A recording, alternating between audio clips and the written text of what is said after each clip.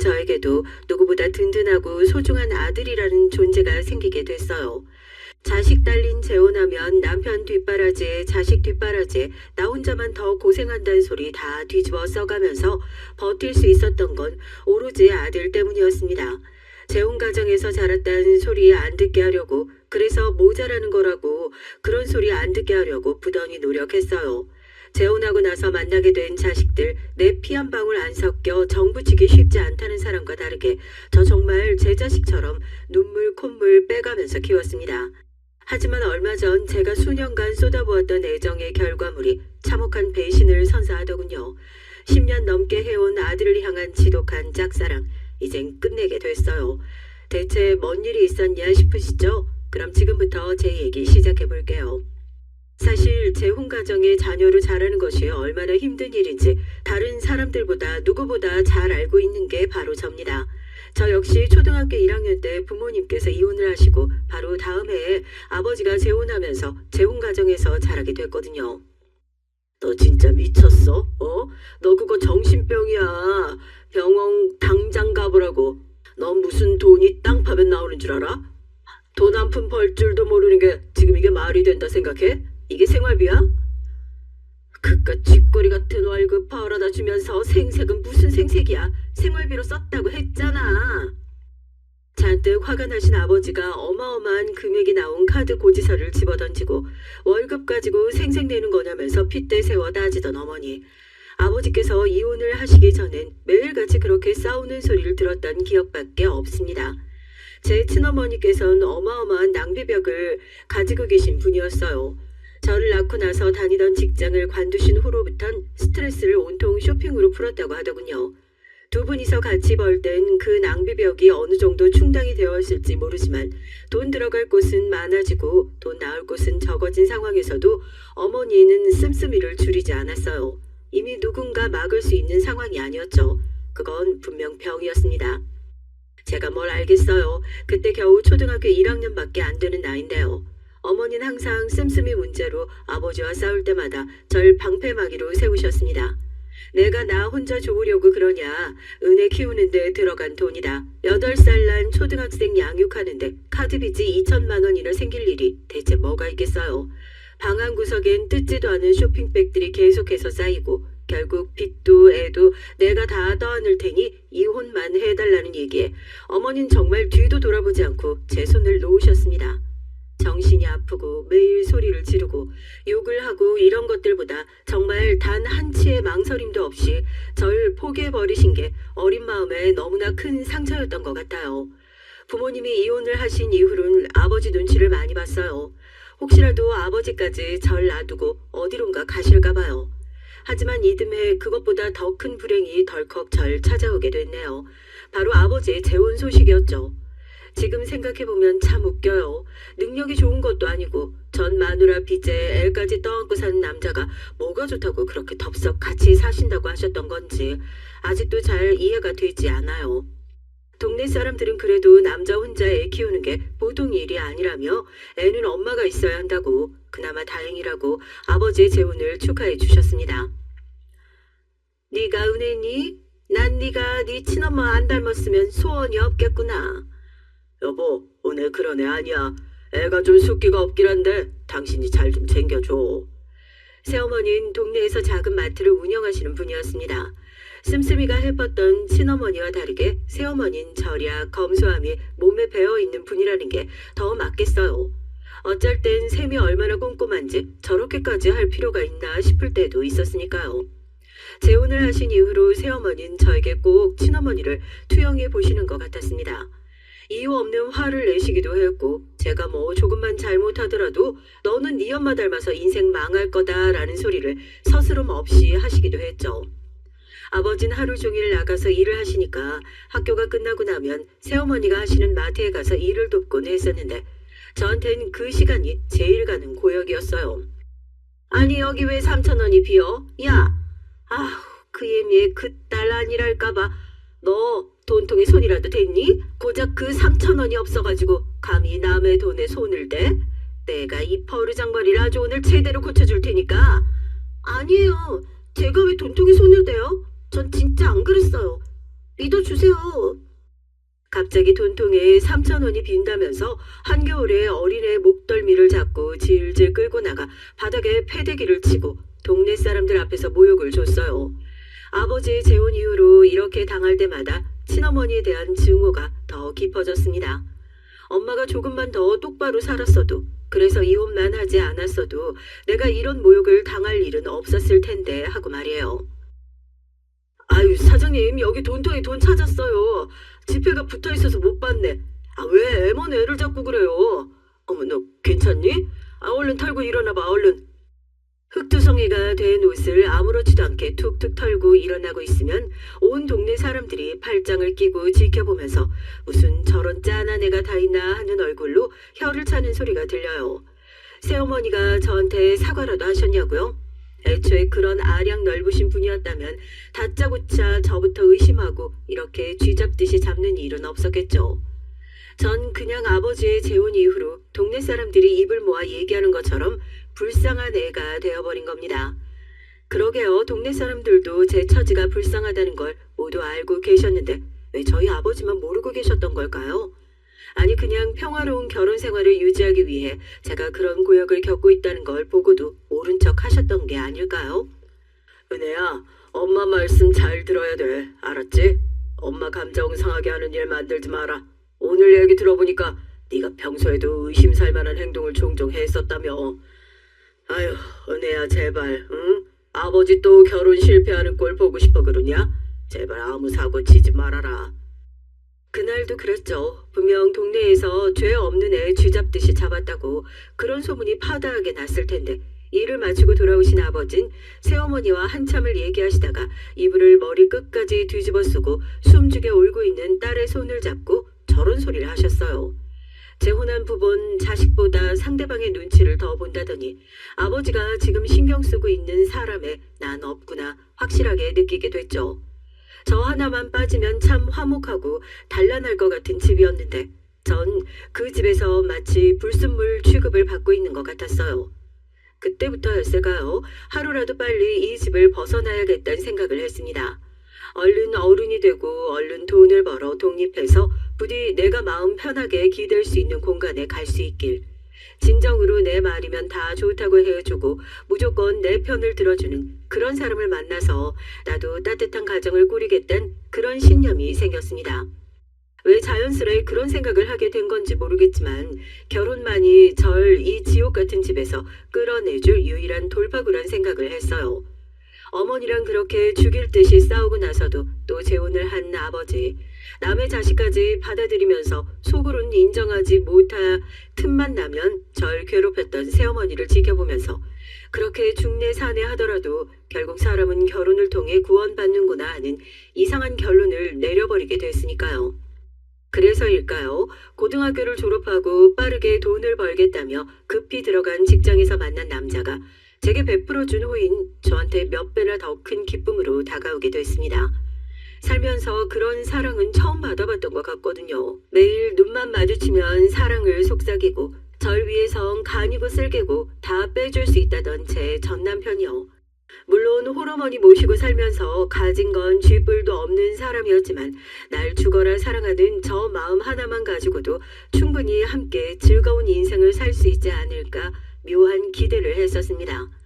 하루라도 절 빨리 집에서 치워버리고 싶어하는 부모님께선 딸에게 100번이고 1000번이고 모자라는 그런 결혼을 시키면서도 단 한 번 반대한 적이 없었어요. 오히려 빨리 시집가는 게 좋은 선택이라며 응원까지 해주셨습니다.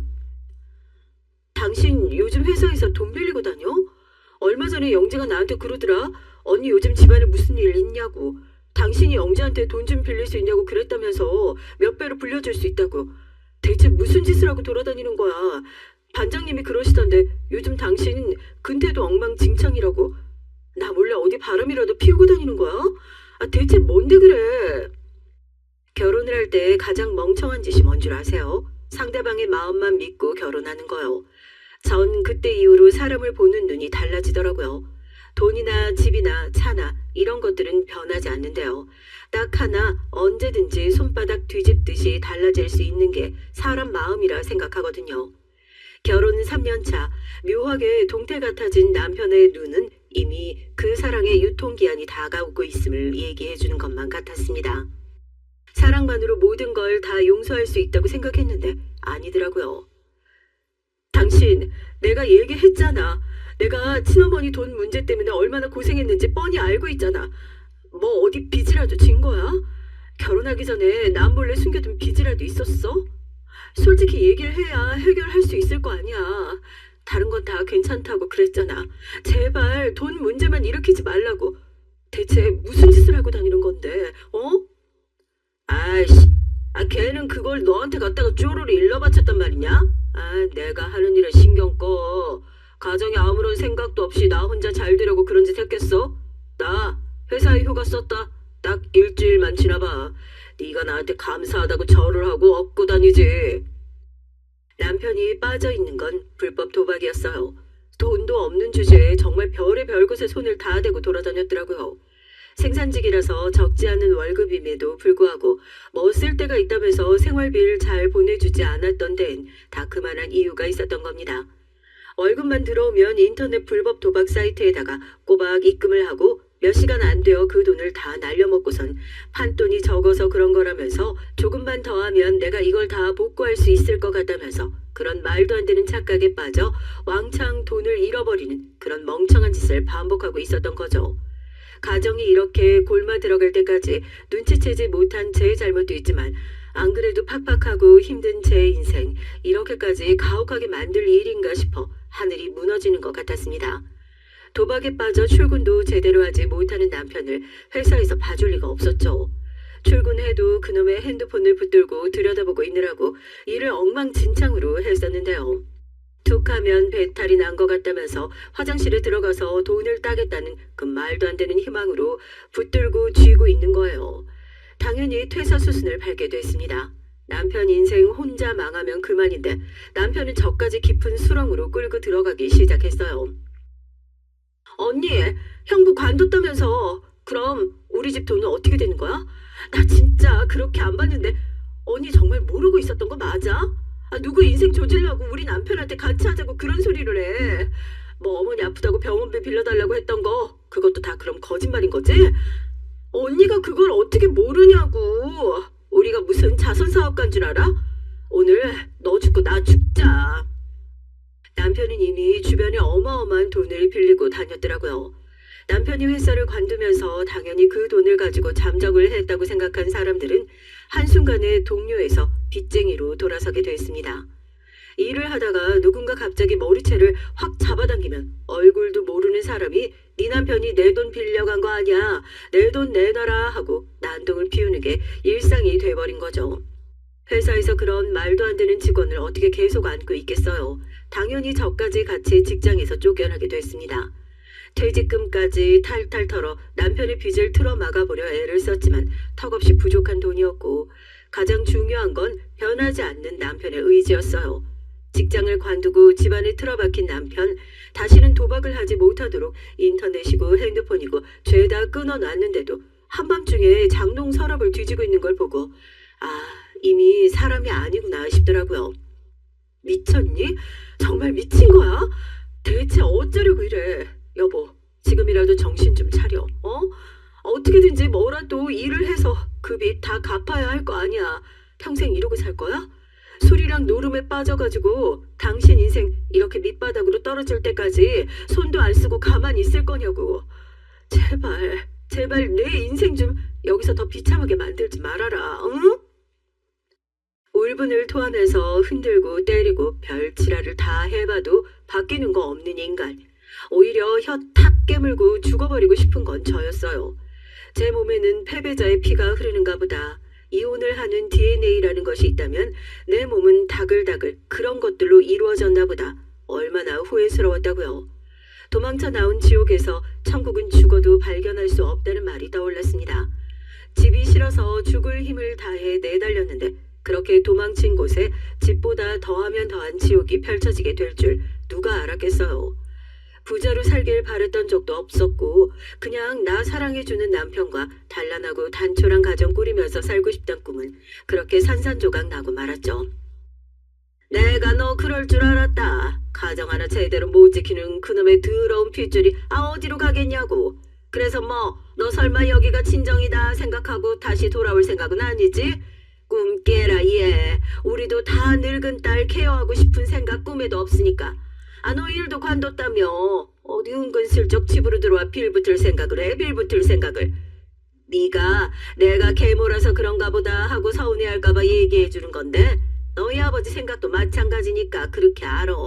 이게 다 큰 성인이면 자기가 한 행동에 책임을 질 줄도 알아야 된다고. 네 사고는 네가 알아서 수습해. 이혼을 하더라도 갈 곳조차 없는 상황이었어요. 혹시나 해서 도움을 받을 수 있을까 친정에 연락을 했더니 아버지가 얼버무리면서 전화를 끊어버리시고 곧이어 새어머니에게 전화가 왔더라고요. 혹시라도 빚쟁이 시한폭탄 같은 남편을 끌어안고 사는 딸이 자기들에게 뭔가 피해라도 입힐까 싶어 전전긍긍하는 모습을 보고 있으니 그나마 남아있던 정이 싹하니 사라져버리는 것 같은 느낌이었습니다. 아, 얇디 얇은 가족이란 인연이 이렇게 끊어지는구나 싶었죠. 이제 나 정말 돈 한 푼 없어. 당신이야 그 호르몬이 끌어안고 살면 될지 몰라도 난 당신이랑 이혼하고 나면 이제 돌아갈 집도 절도 없는 신세가 됐다고. 그래도 한때 부부의 인연을 맺었던 마지막 남은 정이라도 생각하고 도와주는 거야. 제발, 제발 정신 차리고 살아. 이 돈까지 노름에 꼬라박으면 당신 정말 답도 없는 거야. 제발 이 돈 가지고 개인 회생이든 뭐든 해서 사람답게 살아. 알겠니?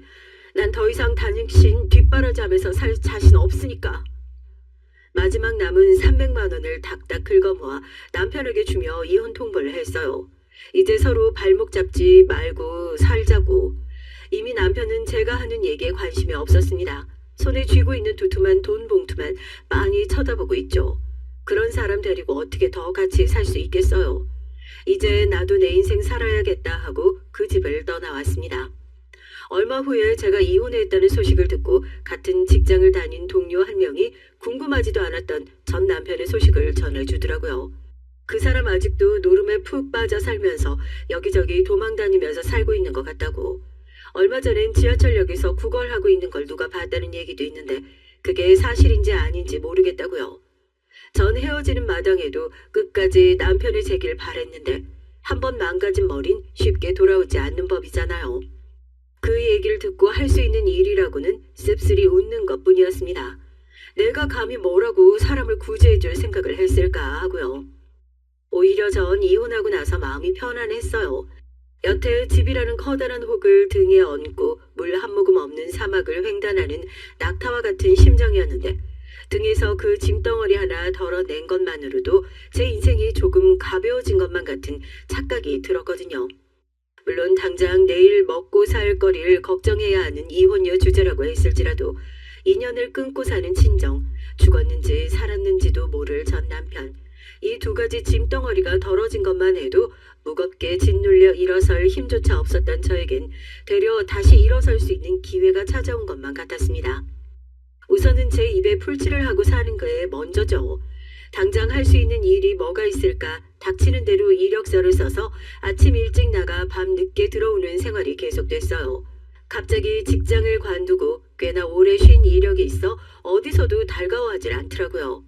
우연히 집 바로 코앞에 있는 김밥집에서 사람을 구한다는 종이를 써붙여 놓은 걸 보고 무작정 문을 두드렸습니다.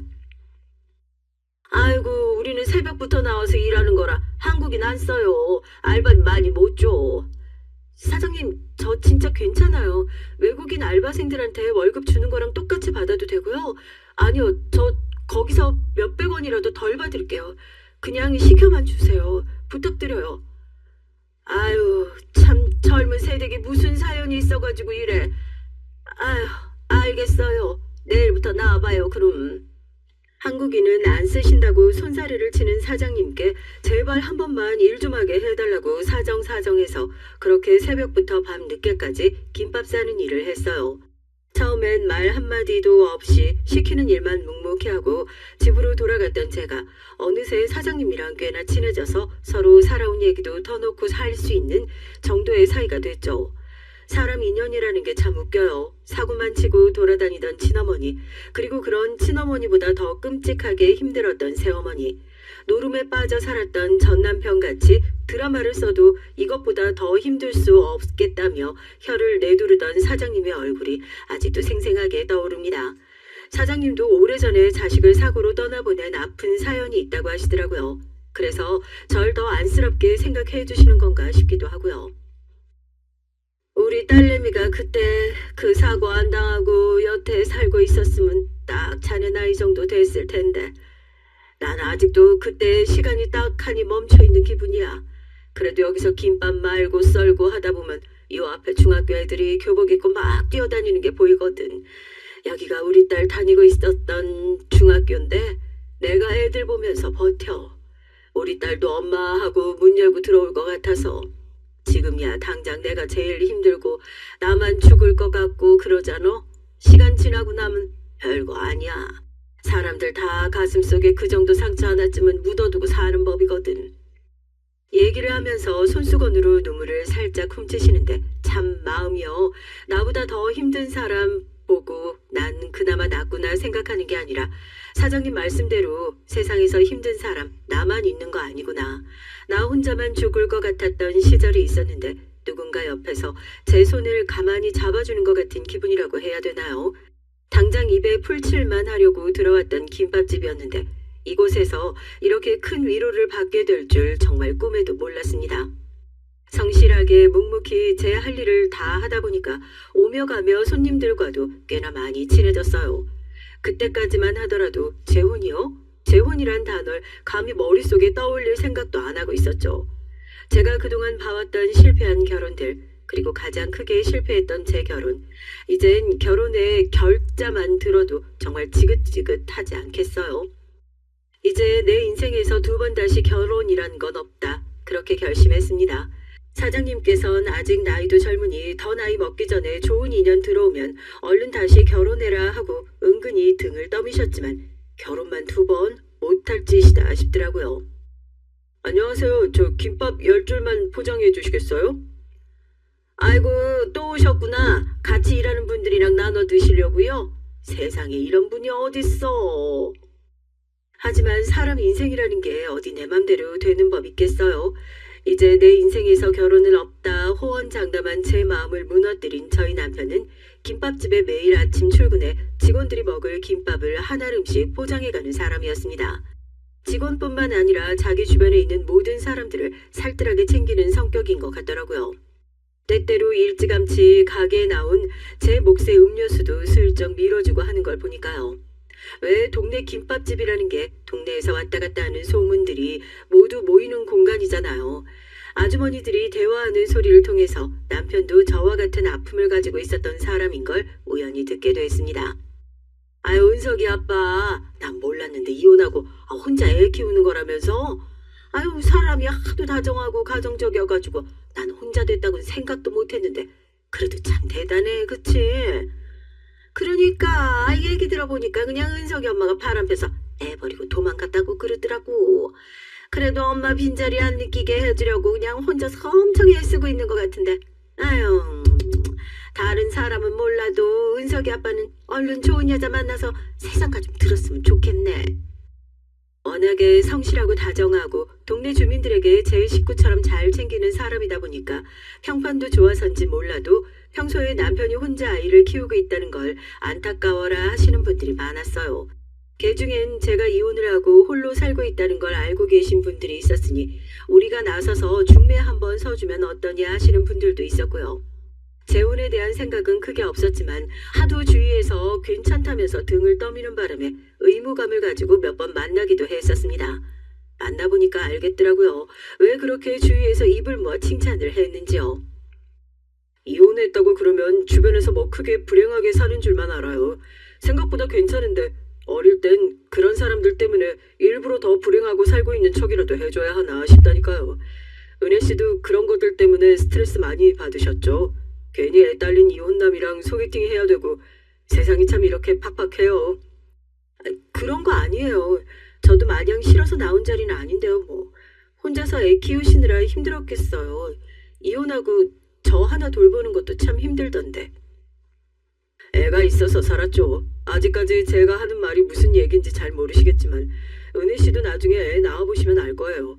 세상 모르게 곤히 자고 있는 모습 보면 그냥 세상을 다 가진 것 같더라고요. 내가 애를 위해선 슈퍼맨이든 뭐든 다 되어줄 수 있을 것 같고. 그 말이 찌르르 가슴을 울리더라고요. 아무에게도 얘기 못했지만 제가 사실 아이를 가질 수 없는 몸이었거든요. 선천적으로 자궁 쪽이 너무 약하고 질환도 여러 앓고 있어서 병원에서도 임신은 기대 말라 진단을 받았었던 적이 있었는데 그런 제가 어떻게 평생 아이를 낳고 그 아이를 위해 내 인생을 다 바쳐봐야겠다 이런 생각을 해볼 수 있겠어요. 아마 그런 감정은 평생 모르고 살겠구나 하면서 괜히 씁쓸한 마음에 아무 말도 못하고 고개만 떨궜습니다. 그런데 신은 저에게 다 포기했다 생각하고 있었던 부모 자식 간의 인연을 기어이 만들어주게 됐어요. 몇 번의 만남을 통해 가까워진 저와 남편 사이에도 전혀 예상치도 못했던 사랑이란 감정이 싹트게 됐고 둘 다 한 번의 결혼 실패를 겪어봤던 탓에 남들보다 더 신중하고 진중하게 재혼에 대한 고민을 한 것 같네요. 두 사람 마음 맞는 걸로만 따지면 진작에 재혼을 하고도 남았겠지만 거의 2년 가까이 고민의 시간만 가지고 정작 제대로 재혼을 추진하지 못했던 건 다 남편의 아들 은석이 때문이었습니다. 은석이를 처음 봤던 건 초등학교 5학년 첫 인상부터 절 그렇게 달가워하지 않는다는 걸 바로 눈치챌 수 있었어요. 솔직히 여태 얼굴도 모르고 살다가 어느 날 갑자기 나타나서 앞으로 내가 너랑 같이 살 테니까 엄마라고 불러. 누가 좋아할 수 있겠어요. 저 역시 그랬고요. 은서가 아줌만 물론 은석이를 엄마만큼 아니 엄마보다 더 아끼고 사랑할 자신은 있지만 그렇다고 해서 은석이한테 그걸 받아달라고 강요하진 않을게. 엄마라고 부르지 않아도 괜찮고 얘기하기 싫으면 얘기 안 해도 괜찮아. 아줌만 은석이 마음 열릴 때까지 기다릴 테니까. 알겠지? 착한 척하지 마요. 재수 없으니까. 우리 아빠가 아줌마한테 그렇게 말하라고 시켰어요? 강은석, 너 그게 무슨 말버릇이야? 당장 사과드리지 못해? 나 진짜 괜찮아요. 진짜 아무렇지 않으니까 은석이한테 소리 지르고 화내지 말아요. 지금 마음이 가장 힘든 건 얘인데 왜 아빠가 돼서 애 마음을 몰라줘요? 처음 인사를 하러 간 날 아직 아이의 마음이 충분히 열리지 않은 것 같아 기다리겠다 얘기를 했는데도 착한 척하지 말라고 빽하고 소리를 지르던 제 아들. 저도 사람이니 그런 나를 세운 태도에 상처받지 않았다고 하면 거짓말이지만 시간이 지나면 충분히 해결될 수 있는 문제라 생각했어요. 그래서 2년이라는 시간 동안 더 가까워지려고 하지도 않고 서로 밀어내지도 않고 적당한 거리를 유지하면서 가족이 될 준비를 찬찬히 하고 있었습니다. 남편은 아들 때문에 재혼을 미루게 된 상황에 대해서 연신 미안하다는 사과를 했지만 정말 전 개의치 않았어요.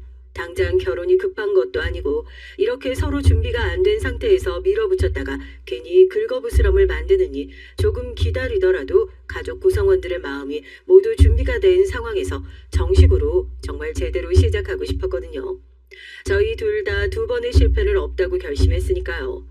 한 2년 정도 지나고 나니까 서먹하긴 해도 인사 한 번을 안 받아주던 아들이 성의 없긴 하지만 까딱까딱 고개를 숙여가면서 인사를 하고 제가 무슨 말을 하면 안 들리는 척하고 방으로 쏙 들어가 버리던 애가 이젠 듣기 싫다는 표정으로 앉아있긴 하더라도 듣는 신용이라도 한다는 걸 보고 속으로 얼마나 뿌듯했는지 몰라요. 자식을 낳으면 자식이 없던 것보다 더 많은 기쁨을 알게 될 수 있을 거라고 주변 사람들이 아무리 경 읽듯이 얘기를 해도 이해되지 않던 말들이 저도 조금씩 이해가 되더라고요. 내 배 아파 낳은 자식은 아니지만 나로 인해 이 아이의 세상이 조금씩 바뀌어갈 수 있다는 게 얼마나 벅차고 행복한 일인지요. 2번 결혼하는 게 뭐 큰 자랑이라고요. 그냥 양가 부모님들과 정말 가까운 친지 식구들만 모여 조용히 결혼식을 치렀습니다. 저에게도 제대로 된 시댁이라는 울타리가 생기는 순간이었죠. 워낙 전 와이프에게 당했던 것들이 많아서 그런지 저 역시도 재혼이라는 사정이 있는 건 마찬가지였지만 마치 초혼인 것처럼 고마워하고 귀하게 여겨주시더라고요. 저도 이전 결혼에서 느껴볼 수 없었던 사랑과 배려에 항상 감동했고 이걸 어떻게 돌려줘야 할지 늘 고민했었던 것 같습니다. 받은 만큼 사랑을 돌려주는 방법에 뭐 특별한 게 있겠어요? 남편도 그러더라고요. 본인은 저한테 바라는 거 하나 없다고요. 그저 아들만 잘 좀 챙겨달라고요. 당신도 재혼 가정에서 자랐다고 그랬었지. 우리 은석이 마음은 다른 사람보다 당신이 더 잘 알아줄 거라고 생각해. 전 와이프 바람 피우는 것만 신경 쓰느라고 내가 저 녀석한테 신경을 많이 못 썼어. 엄만 바람 피워 아빠는 그것 때문에 미쳐서 자기 내팽개쳐놔. 아마 여러모로 실망이 크고 상처받은 것도 많았을 거야. 저 녀석은 내가 재혼을 하고 그제서야 여태 안 했던 아빠 노릇한다고 생각해서 더욱 엇나가는 것 같기도 하고. 그러니까 조금 삐뚤어진 소리를 하더라도 너무 상처받지 않았으면 좋겠다고. 그거 다 나한테 하고 싶은 소리일 테니까. 보고 있으면 얘가 날 미워하든 뭘 하든 그냥 전 마냥 짠한 거예요. 그래 너도 너 혼자서 얼마나 도와주는 사람 없이 발버둥을 쳤을까 하고요. 아들한테서 자꾸 제 어린 시절 모습을 보고 있었던 것 같아요. 마음은 쉽게 열리지 않았고 중학교를 졸업하고 고등학교를 들어가고 그 사이에 전 제가 일하고 있던 김밥집을 인수해서 김밥 가게 일을 하기 시작했고요. 어쩌다 아들이 가게 앞을 지나가서 반가운 마음으로 손이라도 흔들면 아들은 절 모른 척 쌩하니 지나가기 일쑤였죠. 절 왜 그렇게 미워했었던 걸까요? 어린 마음에 치기라고 하고 사춘기라고 하기엔 너무 긴 시절이었던 것 같네요. 그렇게 전 결혼하고 4년이 지났는데도 듣고 싶었던 엄마 소리 한 번을 못 듣고 절절한 짝사랑을 하며 아들과 그렇게 서먹한 사이로 지냈습니다. 시간이 흐르고 나면 괜찮아질 거라고 생각했던 건 저의 희망사항이었을 뿐이었나 봐요. 따뜻한 시댁 식구들과 남편, 그리고 아직 서먹하긴 하지만 아들이라는 존재가 생기면서 이젠 내 인생에 어떤 시련이 찾아와도 아무렇지 않게 버티고 넘어갈 수 있을 거라 생각했는데 아직도 제 인생에 쏟아질 시련이 남아있다는 게 기가 막히기만 하더라고요. 아니 이게 대체 무슨 일이라니? 이게 대체 무슨 날벼락이야 멀쩡하던 애가. 남편의 백혈병 투병 소식. 평생 회사에서 도세기를 했었던 것이 뭔가 건강에 이상이 온 게 아닐까 의심을 해봐도 한 푼도 보상해주지 않으려는 회사 측에선 인과관계가 없어 산재 처리를 할 수 없다는 말만 앵무새처럼 반복했어요.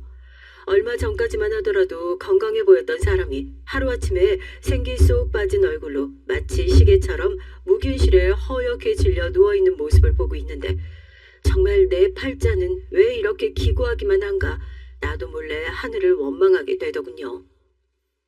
이게 다 아줌마 때문에. 아줌마만 우리 아버지랑 결혼 안 했어도 아줌마만 우리 집에 안 들어왔어도 이런 일은 없었다고. 아줌마 같은 게 우리 아버지 옆에 있으니까. 더군다나 아들은 그 모든 원망을 저에게 쏟아내기로 작정하기라도 한 것처럼 눈만 마주치면 원망 섞인 저주의 말들을 뿜어냈어요. 이 모든 불행을 제가 불러오기라도 한 것처럼요. 부모님도 이혼하시고 나도 이혼하지 않았냐, 애도 못 갖는다고 하지 않았냐. 그렇게 불길한 인간이 우리 집에 들어와서 아버지가 지금 저 지경이 되어 누워있는 거다. 어떻게 그런 말을 할 수 있냐고 버럭 화를 내야 되는데 입이 잘 안 떨어지더라고요. 그 말이 정말 사실인 것 같아서요. 뭐 하나 반박을 시원하게 못하겠고 그대로 날아와 가슴에 팍팍 꽂히던데요 아주. 저희 집이 그렇게 여유로운 형편이 아니에요. 아들 학원 보내는 것만으로도 빠듯한 형편인데 남편 투병 생활 시작하고 나서부턴 정말 돈이 기하급수적으로 들어가더라고요. 그래도 혹시나 하는 마음에 가게는 마지막까지 붙들고 있었죠. 남편 퇴직금이며 뭐며 노후 준비로 야금야금 모아두었던 돈들은 남편 병원비와 치료비로 몽땅 다 들어갔고요. 그렇게 온 정성을 쏟았는데 결국 오래 함께할 수 있는 인연은 아니었나 봅니다. 사람의 운명이 정해져 있는데 그걸 붙들어 본들 붙잡혀줄 리가 없죠. 남편은 1년 정도의 투병 생활을 하다가 그렇게 허망하게 제 곁을 떠나고 말았습니다. 힘든 것은 남아있는 사람들의 몫이었죠. 한동안 김밥집 문도 열지 못했습니다. 남편 잡아먹은 년이란 소리가 너무 듣기 싫어서요. 남편을 잃어서 가장 힘들고 괴로운 건 난데 아무것도 모르는 사람들이 재미삼아 개구리에 돌 던지듯이 하는 얘기에 전 맞아 죽을 것 같았습니다. 그 와중에 가장 괴로웠던 건 이제 집안엔 제 편을 들어줄 사람들이 아무도 남아있지 않았다는 것이었어요. 시부모님께서 보여주셨던 호의와 친절 역시 남편이 제 곁에 있다는 전제 하에 가능했던 일이었고 아들은 뭐 말할 것도 없고요. 아들 역시 남편이 저 때문에 죽은 거라 생각할 정도였으니 좋은 소리 들었을 리 없겠죠. 또다시 끝없는 외로움의 구덩이로 다시 빠져들게 됐습니다. 이럴 때 남편이 내 곁에 있었더라면 별일 아니라고 손 꼭 잡아주었으면 웃어줄 남편만 옆에 있었더라면 얼마나 좋았을까. 원망과 후회, 그리움으로 범벅이 된 매일을 보냈던 것 같아요. 은서가, 네가 내가 아무리 싫다고 해도 이제 어쩔 수 없어. 이제 우리 둘뿐이야. 너 언제까지 이렇게 엄마 탓만 하면서 허송세월 보내고 있을 거야? 좋아. 엄마 미워해도 좋고 다 좋으니까 나중에 아버지한테 남 부끄럽지 않은 사람 되어서 그때 무시해. 엄만 네가 뭐라고 하든지 똑같이 너 뒷바라지 하면서 최선을 다해서 키울 거야. 그거 하나만 알아둬. 집에서 입 다물고 있어도 좋고 엄마 취급 안 해도 좋고 무시해도 난 너 똑같이 사랑할 거다. 내 자식이니까 누가 뭐라고 해도 내 자식이니까 끝까지 품에 안고 사랑 주며 키울 거다 그랬어요. 아들은 제 얘기에 콧방귀만 끼고 말았지만요. 가뜩이나 장사도 잘 안 되는데 그렇다고 아들의 재능을 썩히기엔 제 아빠를 닮아 그런지 머리가 참 좋아거든요. 학원이며 뭐며 부족함 없이 키운다고 저도 가랑이가 찢어져라 살았습니다. 나중에 저도 하늘나라 올라가서 그래도 남 부끄럽지 않게 키웠다고 남편한테 할 소리 있어야 할 거 아니에요. 그렇게 죽을 힘을 다해 키워놓은 아들은 여전히 집에선 저랑 말 한마디도 할까 말까 하는 서막한 사이였지만 치과대학에 들어가게 됐어요. 예과 마치고 본과에 들어간 이후엔 정말 연락도 잘 안 되고 본가도 잘 안 내려와서 얼굴 보기도 힘들 정도였죠. 그래도 얼마나 뿌듯하던지요. 가게에 오는 손님들을 붙잡고 우리 아들이 치과대학 갔다고 옛날엔 그렇게 뜬금없이 자식 자랑을 하는 아줌마들이 우스워 보이기도 했었는데 그 우스워 보이는 행동을 제가 하고 있다는 게 참 기가 막혔죠. 물론 경제적인 어려움은 계속해서 저희 가족을 쫓아다녔습니다. 남편이 세상을 떠난 이후로 먹고 살긴 확실히 더 힘들어졌으니까요. 그래도 공부도 잘하고 미래도 밝은 아들 고생시키고 싶지 않아 그냥 제가 죽어라 더 김밥을 쌌어요. 고생도 해봤던 사람이 계속해야지 나 같은 인생을 살지 않았으면 하는 마음으로요. 언젠가 제가 잘 되면 나한테 효도하겠지. 이 고생을 한 날들도 다 보상받을 수 있겠지. 이런 생각 단 한 번도 해본 적이 없었습니다. 엄마의 모성애에 대가가 필요하겠어요. 그저 내 자식 잘 됐으면 하는 마음으로 헌신하고 또 헌신했어요. 무심하고 무정한 아들은 집 근처에 개원을 할 때까지 이 애처로운 엄마의 마음을 한번 들여다봐주질 않더라고요. 병원 개원했다며 뭐 필요한 건 없고? 그건 그렇고 너 요즘 만나는 사람 생겼니? 주말에 데이트 나가는 것 같은데 괜찮은 아가씨 있으면 데리고 와서 인사시키고 결혼 준비도 해야지. 응? 엄만 누가 엄마라고. 됐어요. 신경 쓰지 마세요. 내가 알아서 할 일이니까. 너 거기까지 가는데 그냥 네 힘만으로 올라갈 것 같고 그래? 엄마가 고생한 건 생각도 안 하는 거야? 대체 언제까지 그럴래? 응? 내가 뭘 그렇게 잘못했다고 그래? 엄마라고 인정받을 생각도 애초에 없다고 하지 않았어요? 왜요? 왜? 이제 와서 아들이 치과 의사라고 하니까 무슨 덕이라도 좀 볼까 싶어서 그러시는 거예요? 됐어요. 가게 오는 손님들한테 내 얘기 함부로 하지 마세요. 그 수준 비슷한 손님들 도와준답시고 병원 소개시켜주는 거 하나도 도움 안 되니까. 더 차가워지면 차가워졌지 나아질 기미가 안 보이는 아들은 그냥 제가 엄마라는 사실을 창피해하는 것 같았어요. 아무리 힘들어도 아들 때문에 버틴다고 저 역시 남편 잃고 힘든 세월 아들 하나만 바라보면서 아들 잘 키워야겠다는 생각으로 버티고 또 버텨왔는데 누가 내 엄마냐? 밖에서 내 엄마인 척하고 다니지 마라. 같은 말들을 참 시리게 하더라고요. 자기 밥벌이하고 나서부턴 말도 없이 짐을 빼서 병원 근처에 집을 구해 혼자 살기 시작했습니다. 대표 의사가 셋이나 되는 병원을 개원하는데도 개원식에 초대조차 받지 못한 구질구질한 제 신세가 너무 한탄스러웠어요. 그 와중에도 제가 정말 아들에게 누가 될까 눈치 보는 것이 가장 구질구질했지만 말입니다. 이젠 아들도 잘 키워놨겠다. 죽어라 일할 생각도 없었는데 그동안 제가 너무 몸을 함부로 썼던 거죠. 몸도 이제 더 이상 할 일이 없다는 걸 알고 긴장이 풀리기라도 한 건지 가게를 정리하고 짐들을 옮기던 와중에 허리를 삐끗했어요. 하루 이틀 집에서 찜질만 하면 나아질 거라 생각을 했었는데 다음 날이 되니 자리에서 꼼짝도 못할 정도로 허리가 쑤시기 시작했죠. 아픈 허리를 부여잡고 병원으로 가니 아무래도 디스크가 터진 것 같다면서 수술을 하는 게 좋을 것 같다는 얘기를 하는 겁니다. 수술은 생각지도 못하고 있었는데 꽤나 큰 돈이 들어가게 생겨서 저도 순간 당황을 했다니까요. 아들 결혼 자금 하겠다고 묶어둔 적금을 깰 수도 없는 노릇이고 당장 왔다 갔다 할 수 있는 현금이 그렇게 큰 것도 아니고 조금 고민을 하다가 아들에게 전화를 걸었죠. 아니나 다를까 전화를 받지 않더라고요. 곧 있으면 병원 점심시간이 다 될 시간이라 같이 점심을 먹으면서 얘기를 해야겠다 싶어 아픈 허리를 붙잡고 병원으로 갔더니 시키지도 않았는데 직원들이 제 얼굴을 알아보고 진료실 들어가셔서 편히 얘기하시라 순서를 잡아주더라고요. 그래서 얼떨결에 진료실에 들어가 아들을 마주하게 됐죠. 제 얼굴을 보자마자 여긴 대체 왜 왔냐는 표정으로 인상을 확 구기는데 거기다 대고 우물쭈물하다 저도 본론을 털어놨습니다.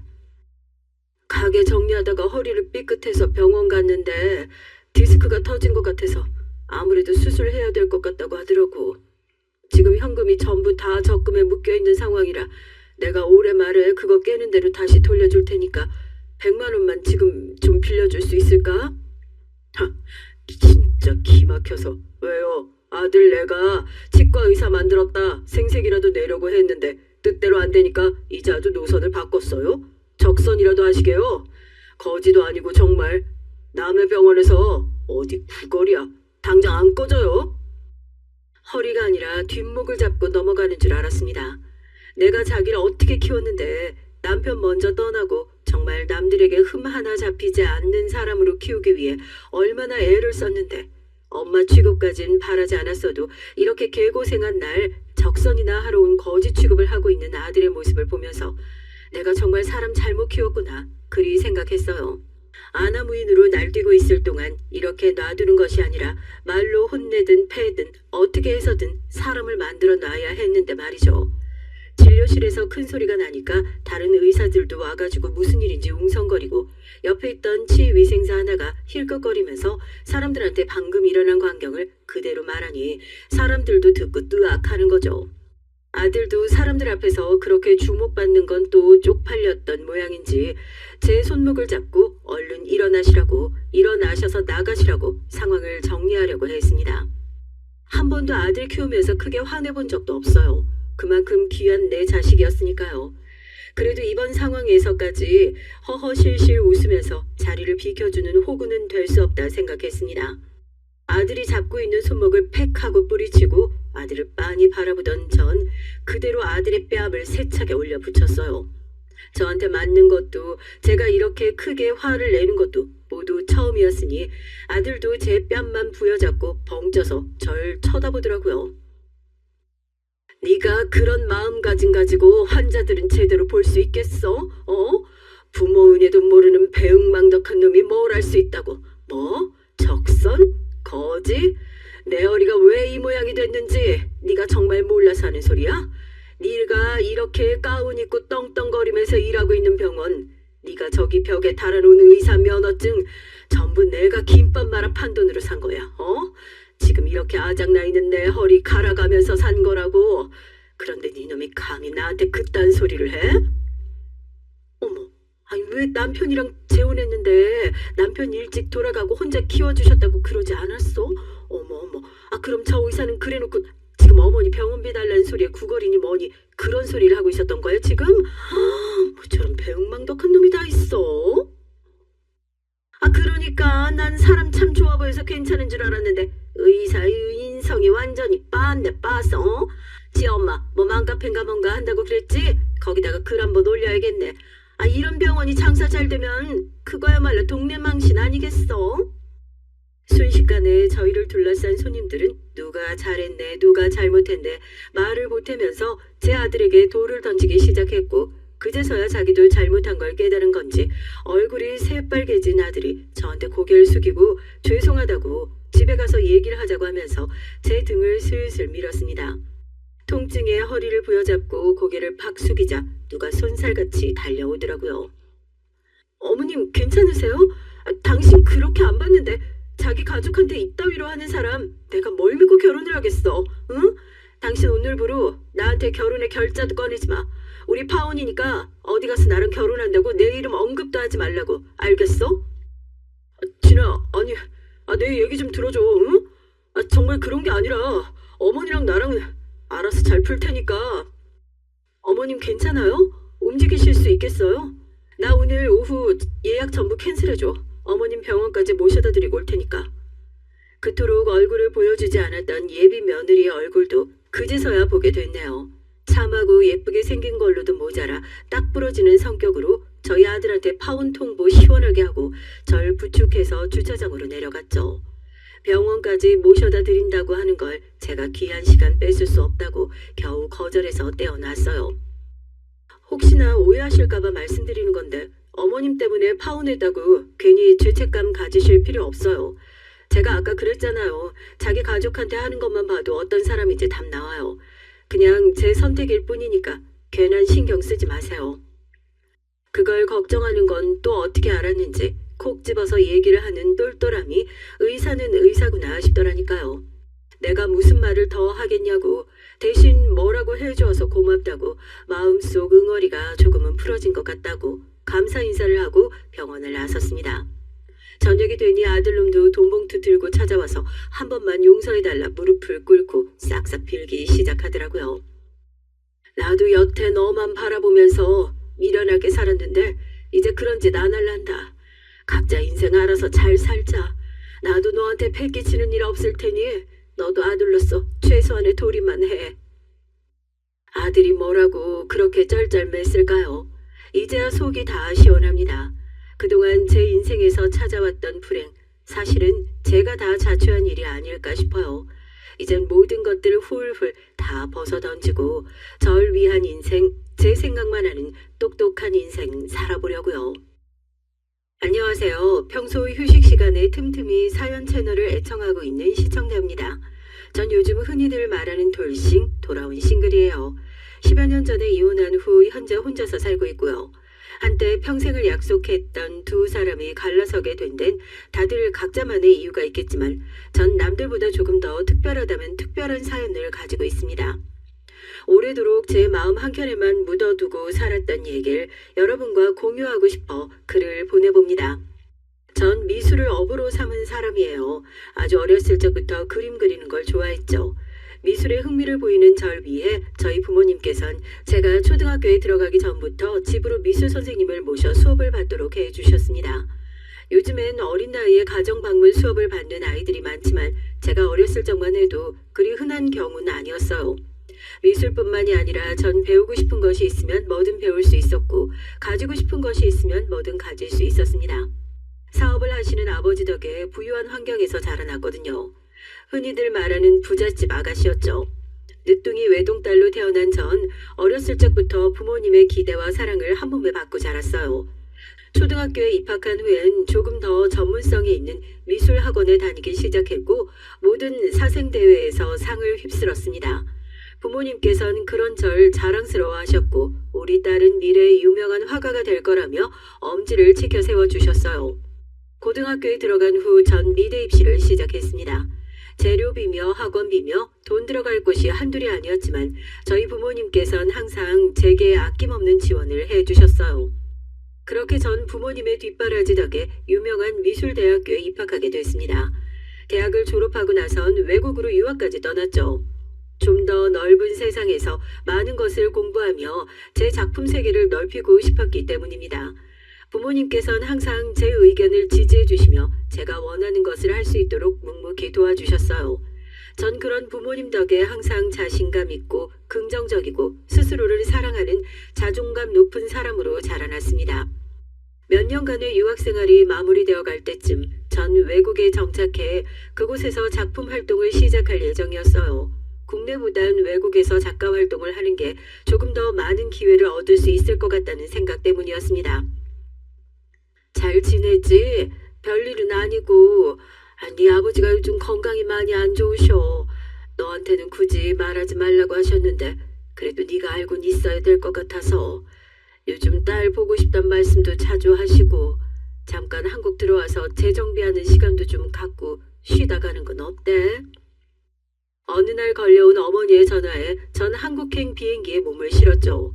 오랜만에 뵌 아버지의 얼굴은 제 기억 속 모습보다 많이 수척해 보였습니다. 전화기 너머로 들려오던 아버지의 목소린 항상 건강하고 밝게 느껴졌었는데 멀리 나가 있는 자식이 혹시나 걱정할까봐 아픈 것도 말씀하시지 않으셨다니 그동안 딸로서 너무 무신경해했던 것 같아 마음이 좋지 않았어요.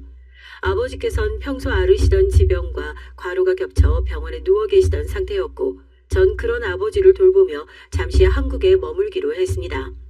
아버지의 상태가 회복되실 동안 가족들과 시간을 보내고 재충전을 한 뒤 외국으로 돌아갈 생각이었죠. 그렇게 당초 예상했던 것보다 더 오랜 시간이 지났지만 아버지의 건강은 호전될 기미가 보이질 않았어요. 오히려 전보다 눈에 띄게 기침도 늘어나고 식욕도 줄어들어 식사도 하기 힘들어 하셨죠. 원래 계획대로라면 다시 외국에 돌아가고도 남을 시간이었지만 전 결국 외국행을 포기했습니다. 이대로 외국에 나가서 작품 활동을 시작한다고 해봤자 아프신 아버지가 계속 마음에 걸릴 것이 뻔했고 꼭 외국이 아니어도 국내에서도 충분히 그림을 그릴 수 있었으니까요. 아버지께서 쾌차하실 때까지 가까운 곳에서 지내며 자주 얼굴을 비출 생각이었어요. 제가 가족들 곁에 머무르기로 했다는 소식에 아버지께선 몹시 기뻐하시면서도 본인이 제 발목을 붙잡은 게 아닌가 싶은 생각에 미안한 기색을 보이셨죠. 전 그런 아버지의 손을 꼭 감싸드리곤 절대로 그렇지 않다고 지금껏 부모님께서 절 도와주셨던 것처럼 저도 아버지께서 힘드실 때 곁에 있고 싶은 것이라 말씀드렸습니다. 그렇게 전 가족들 곁에서 개인 작품들을 그려내며 시간을 보내고 있었죠. 너 혹시 선볼 생각 없니? 너 한국에서 지내고 있다니까 주변에서 하도 선자리가 많이 들어와서 네가 결혼 생각 없는 건 알고 있지만 아버지가 건강이 요즘 들어 더 안 좋아지셨잖니. 나 저러다가 네 아버지 갑자기 쓰러지시는 건 아닌가 걱정이다. 아버지가 말씀은 안 하셔도 너 결혼한다면 좋아하실 거야. 주변에선 다들 손주 자랑하고 난린데 넌 지금껏 애인 한 번을 안 데리고 왔잖아. 엄마가 봤는데 사람 참 괜찮아 보이더라. 의사인데 인상이 좋아. 마음 편하게 가지고 한번 만나보기라도 해봐. 사실 전 결혼을 하고자 하는 생각이 전혀 없었어요. 일단 전 연애라는 행위 자체와 썩 잘 맞는 사람이 아니었습니다. 누군가에게 절 맞추고 상대를 위해 절 희생하고 관계에 매여 있고 싶지 않았죠. 전 항상 자유롭고 싶었거든요. 물론 저와 마음이 잘 맞는 사람을 만나 함께 시간을 보내고 감정을 교류하는 건 참 즐거운 일이었지만 제겐 저만의 시간이나 제 작품 세계가 그에 못지않게 중요했거든요. 결혼 정년기는 조금 지난 나이였지만 전 전혀 마음이 조급하지 않았습니다. 쫓기듯 결혼하고 싶지도 않았고요. 그렇지만 어머니의 제안을 단칼에 거절하기도 쉽지 않았어요. 어머니 말씀대로 아버지의 건강이 날이 갈수록 좋지 않아지고 있었거든요. 아버지께서는 어렸을 적부터 자유분방했던 제 성격을 잘 알고 계셨기에 한 번도 제게 결혼에 관한 얘기를 꺼내지 않았지만 부모로서 당연히 하나뿐인 딸이 평생의 반려를 만나 안정적인 삶을 살길 원하실 터였습니다. 결국 전 한참의 고민 끝에 선자리에 나가게 됐어요. 당장 이 남자와 결혼을 해야겠다는 생각보단 어디 한번 만나보자 하는 생각이었죠. 안녕하세요. 오늘 나와주셔서 감사합니다. 사진보다 실물이 훨씬 아름다우시네요. 미술 하시는 분이라고 들었어요. 전 어렸을 적부터 공부만 하느라 미술이고 음악이고 그런 예술적인 것은 영 문외한이거든요. 그래서 그런지 예술하시는 분들 보면 참 멋져 보였어요. 선자리에서 처음 만난 남편은 괜찮은 사람이었어요. 예의도 바르고 멀끔하게 생긴 외모에 무엇보다 제가 하는 일에 대해 관심이 많아 보였습니다. 남편은 피부과 의사였는데 홀어머니 밑에서 자랐다고 했어요. 유복하게 자라온 저와 달리 어렸을 적부터 갖은 고생을 하고 커온 사람이었죠. 저희 어머니께서 혼자 저 키우시느라 정말 고생 많이 하셨어요. 제가 어렸을 적에 사고로 아버지가 돌아가셨거든요. 고생하시는 어머니를 보면서 전 공부를 죽어라 했고요. 제가 나중에 꼭 성공해서 어머니께 효도해야겠다는 생각뿐이었죠. 사실 이 자리도 어머니께서 하도 등떠미셔서 나온 자리예요. 부모님께서는 다들 그렇잖아요. 자식이 얼른 결혼하고 손주도 나왔으면 좋겠고. 첫 만남부터 본인의 가족사며 속에 있는 생각들을 꾸밈없이 말하는 모습에 참 소탈한 사람이구나 생각했습니다. 부모님 등살에 못 이겨 선자리에 나왔단 말에 묘한 동질감도 느껴졌고요. 얘기를 나눠본 남편은 정말로 결혼에 큰 뜻이 없는 사람 같았습니다. 그런 모습에 오히려 더 호감이 갔던 것 같아요. 한 번의 선자리로 끝날 줄 알았던 만남은 그 뒤로도 이어졌습니다. 저와 남편은 대화가 잘 통했고 결혼에 대한 가치관도 비슷했어요. 결혼을 하더라도 각자의 시간과 의견을 존중해주고 집안일이나 육아도 한쪽에게만 짐을 지우는 것이 아니라 서로 잘 분담하길 원했습니다. 결국 그렇게 만남을 이어가던 저와 남편은 결혼을 약속하게 됐고요. 부모님께선 저의 결혼 소식에 몹시 기뻐하셨어요. 특히 아버지께선 눈에 띄게 건강이 좋아지셨습니다. 제 결혼식 전까지 회복해서 멋지게 신부 입장을 함께하고 싶어 하셨죠. 네?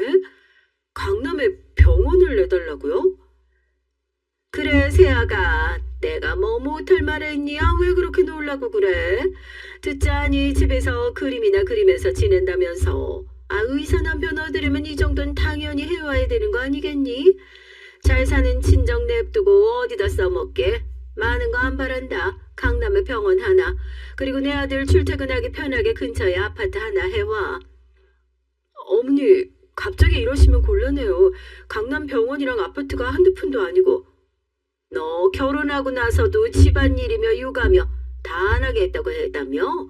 집에서 내조 하나도 안 할 거면 결혼하면서 그 정도는 해와야 되는 거 아니니?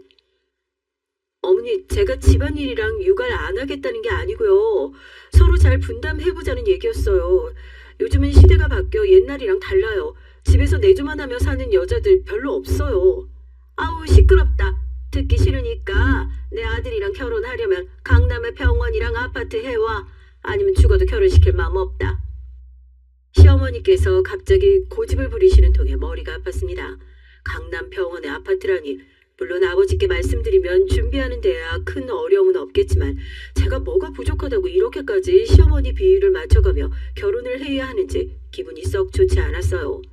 남편은 그런 시어머니를 애써 변호하며 어머니께서 혼자 자신을 키우느라 성격이 많이 드세지셨다. 고집이 하도 세셔서 본인 말도 듣지 않는다. 당신이 이번 한 번만 눈 딱 감고 어머니 요구 들어주면 결혼하고 나서 평생 당신한테 다 맞추고 감사하며 살겠다. 애원을 했어요. 처음엔 단호하게 거절하려던 저도 점점 마음이 흔들렸죠. 제 결혼 소식에 기뻐 벌써부터 신부 입장 준비하시는 아버지도 그렇고 남편처럼 제 가치관을 존중해 줄 만한 결혼 상대를 다시 만날 수 있을까 하는 불안감도 있었어요. 결국 전 시어머니의 요구를 부모님께 알렸고 제 예상대로 부모님께선 흔쾌히 병원과 아파트를 준비해 주시겠다 하셨습니다.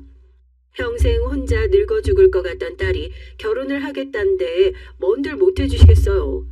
부모님을 위한 결혼이었지만 결국엔 또 부모님께 도움을 받는구나 하는 생각에 마음이 무거웠습니다. 과정이 어찌됐든 그렇게 전 남편과 결혼에 성공했고 부모님께선 약속대로 강남의 피부과를 개원해 주셨어요. 남편과 전 병원과 가까운 곳에 위치한 신축 아파트에서 신혼생활을 시작했습니다. 남편은 결혼 전 약속했던 대로 제게 간섭을 한다거나 집안일 등을 요구하지 않았어요. 집에서 그림 작업을 한 전 생활 패턴이 평범한 직장인들과는 조금 달랐습니다. 어느 날은 새벽까지 깨어 그림을 그리기도 하고 어느 날은 또 오후 7시면 잠에 들기도 했죠. 당연히 아침에 출근 저녁 시간에 퇴근하는 남편과는 생활 패턴이 다를 수밖에 없었습니다. 자연스럽게 저와 남편은 각자 식사를 따로 하게 됐고 집에 더 오래 머무는 제가 집안 청소나 빨래 등을 맡게 됐어요. 남편과는 얼굴을 맞대는 시간이 짧으니 당연히 대화할 일도 적었고 덕분에 사이가 더 가까워지진 않았지만 그렇다고 특별히 싸울 일도 없었어요. 결혼 후 매일같이 찾아오실 것 같던 시어머니께서도 연락 한 통 없으셨고요. 원하셨던 대로 병원과 아파트를 해왔으니 더 이상 간섭할 마음이 없으신가 보다 하고 편하게 생각했던 차였습니다. 예, 넌 어떻게 된 애가 먼저 전화 한 통이 없니? 이러다 내가 갑자기 쓰러져 죽어도 모르겠다. 그깟 병원이랑 집 좀 해왔다고 만사가 해결이 되니? 그래도 며느리로서 기본적인 도리는 해야 될 거 아니야. 아유, 잘 사는 집안 딸이라고 그냥 아주 예의가 없어도 너무 없어. 죄송해요, 어머니. 안 그래도 전화 한번 드리려던 차였어요. 잘 지내세요? 잘 지내기는 퍽이나 잘 지내겠다. 너 때문에 우리 아들 걱정돼서 요새 잠도 통 못 잔다 내가. 하루 종일 집에 있는 네가 바깥 일하느라 바쁜 남편 위해서 밥 정도는 해줄 수 있는 거 아니니? 결혼한 지가 몇 달인데 마누라한테 따뜻한 밥 한 번 얻어보고 본 적이 없다는 게 말이 돼? 어머니, 저도 집에서 쉬는 게 아니라 일하는 거예요. 남편하고는 식사 시간도 안 맞고요. 식사 외에도 청소며 빨래며 집안일 다 제가 도맡아 하고 있어요. 남편이 어머니한테 그래요? 제가 집에서 놀고 먹기만 하고 집안일은 하나도 안 한다고요? 얘가 어디서 시어머니한테 말버릇이 그따위야? 그럼 의사가 바깥일 하느라 바쁘지 하루 종일 집에서 빈둥거리는 년 대신해서 집안일이나 하고 있을까?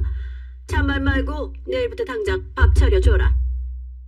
뚝 끊겨버린 전화에 어안이 벙벙했습니다. 다른 사람도 아니고 시어머니에게 이년저년 소리를 들을 것이라곤 생각지도 못했기에 몹시 기분이 상하기도 했고요. 그날 밤 병원에서 돌아온 남편에게 낮에 있었던 통화 내용을 말해주니 남편도 당황한 기색이었어요. 어머니께서 전화로 그런 말을 하셨어? 오늘 오랜만에 연락이 와서 어떻게 지내는지 말씀드렸더니 속이 좀 상하셨나 보네. 당신이 너그럽게 넘어가죠. 오늘은 그냥 넘어간다고 쳐도 앞으로도 이렇게 계속 간섭하시면 우리 애초에 결혼할 때부터 서로 생활 존중해주고 집안일도 분담해서 하기로 했잖아. 어머니께서는 꼭 내가 집에서 놀고 먹기만 하는 것처럼 말씀하시는데 나도 집에서 일을 하는 거야. 당신 병원 일 때문에 바쁘기도 하고 내가 집에서 보내는 시간이 더 기니까 빨래며 청소며 별말 없이 도맡아 하는 거고 나도 일하느라 밥 제대로 못 챙겨 먹을 때 많아. 그러니까 당신이 어머니한테 주의 좀 드려. 듣다 보니까 기분이 좀 그러네. 우리 어머니는 하나뿐인 아들 걱정해서 그렇게 말씀하신 건데 좋게 좀 넘어가주면 안 돼? 솔직히 엄청 틀린 말도 아니잖아. 당신이 집에서 일하는 거 알겠는데 밥 정도는 차려줄 수 있는 거 아닌가? 내가 뭐 팔첩반상을 바라는 것도 아니고. 뭐? 당신 지금 뭐라 그랬어? 아니, 당신이 결혼할 때 이 집이랑 병원 해준 거 고맙게 생각하긴 하는데 언제까지 그걸로 유세 떨 거야? 평생 이것 때문에 내가 당신한테 머리 조아리면서 살아야 돼? 솔직히 숨 막혀서 집에 들어오기도 싫어. 싸우기 싫어서 먼저 말 안 꺼냈는데 진짜 이 정도일 줄 몰랐어. 이렇게 기본적인 것도 안 하는 여자일 줄은 상상도 못했다고. 이제 와서 그게 무슨 소리야? 우리 결혼할 때부터 다 약속했던 거잖아. 나 미술하는 사람이라 멋있고 좋다며. 평범한 사람들이랑 생활 패턴 다른 것도 다 이해한다. 내조 같은 거 필요 없다. 알아서 하겠다 말했던 게 누군데. 강남의 병원이랑 집 해오면 평생 나한테 맞춰주면 살겠다더니. 그리고 뭐? 기본적인 것도 안 하는 여자? 누가 들으면 내가 살림 하나도 안 하고 방치하는 사람인 줄 알겠다. 당신 지금 입고 있는 와이셔츠 누가 빨고 누가 다려놓은 거야? 당신 퇴근하면 손 하나 까딱 안 하고 배달 음식이나 시켜 먹고 치우지도 않고 들어가잖아. 그럼 내가 새벽에 작업 마치고 나와서 치우고 설거지하고 청소기며 걸러지르며. 당신 결혼하고 나서 한 번이라도 해본 적 있어? 그건 당연히 집에 오래 있는 당신이 해야 되는 일 아니야? 하루 종일 집에 있는 아내가 남편 밥 하나 안 차려줘서 배달 음식 시켜 먹게 하는 게 무슨 자랑이라고 큰 소리를 쳐. 그리고 이깟 와이셔츠 하나 다려놓는 게 그렇게 힘든 일이야? 당신 부잣집 아가씨라 귀하게 큰 건 알겠는데 이 정도는 다른 집 여자들도 다 하고 사는 일이야. 돈도 안 되는 그림 조각이나 하루 종일 끄적대면서 뭘 그리 유세야? 남편 입에서 쏟아져 온 말들은 정말 충격 그 자체였습니다. 제가 알던 사람이 맞나 싶었어요. 지금껏 저와 결혼하기 위해서 거짓말로 인격을 꾸며냈나 싶을 정도였어요. 내가 이런 사람한테 속아서 강남의 병원이랑 집까지 마련해오며 결혼을 했구나. 후회가 밀려왔고 참을 수 없는 분노에 눈물만 흘렸습니다. 남편은 우는 저를 내버려 두곤 방으로 들어가 버렸고 전 그렇게 밤새 거실에서 홀로 울었어요. 결혼식장에서 누구보다도 행복한 얼굴로 제 손을 잡고 걸어가시던 아버지, 저를 꼭 껴안아 주시며 눈물을 터뜨리시던 어머니가 생각나 더욱더 괴로웠죠. 스스로 선택한 반려였으니 원망할 사람도 책임을 미룰 곳도 없었습니다. 그렇게 다음날 아침이 됐고 전 그날부터 완전히 남편과 남남처럼 지내게 됐어요. 애초에 사랑 없이 서로의 조건만 보고 시작한 관계였으니 남남처럼 지내는 게 그리 어렵진 않았습니다. 어쩌다가 출퇴근하는 남편과 마주쳐도 서로 인사는커녕 눈길조차 주지 않고 쌩 지나가 버리곤 했죠. 남편은 점점 집에 들어오는 시간이 늦어졌습니다. 아마도 술을 마시고 다니는 것 같았어요. 요즘 바쁘니? 전화도 자주 하던 애가 통화 연락이 없어서 남편하고는 잘 지내고 요즘 아버지가 많이 안 좋으시다. 회사 일도 잘 못 보시고 아예 병원에 누워서 지내셔. 식사도 자주 거르시고 얼굴이 아주 반쪽이 됐다니까. 사위랑 같이 한번 와. 너 얼굴 보면 기운 좀 차리실 것 같아. 남편과의 결혼 생활이 엉망이 된 후 한동안 저 스스로를 돌볼 정신도 없어 부모님께 연락을 드리지 못했어요. 어머니의 정성스러운 간호에도 불구하고 아버지의 건강은 날이 갈수록 악화됐고 결국 회사 일도 제대로 보지 못할 정도로 쇠약해지셨다는 어머니의 연락에 급하게 병원으로 찾아갔습니다. 어머니의 말씀대로 아버지는 살이 많이 빠지셔서 몹시 수척해 보이셨어요. 이런 아버지께 마음의 짐을 더 얹어드릴 수가 없어서 차마 남편과의 일은 말할 수 없었습니다. 그저 남편이 병원 일 때문에 바빠서 함께 오지 못했다. 문제없이 잘 지내고 있다고만 얘기했죠. 그래, 잘 지내고 있다니 다행이다. 그러고 보니 너희도 결혼한 지 벌써 1년이 다 돼가는구나. 슬슬 좋은 소식 들려줬으면 좋겠는데. 아버지의 말씀에 굳어지는 표정을 숨기기 어려웠어요. 결혼을 했으니 당연히 다음으론 손주를 기대하실 차례였죠. 아버지 입장에선 당연한 바람이었지만 그 말씀에 전 마음이 너무나 무거웠습니다. 대화조차 하지 않는 남편과의 사이에서 어떻게 이세가 생길 수 있겠어요. 그저 어색하게 웃으며 노력해 보겠다며 말끝을 흐릴 뿐이었습니다. 그렇게 짧은 만남을 뒤로하고 집에 돌아오자 정적이 절 반겨줬어요.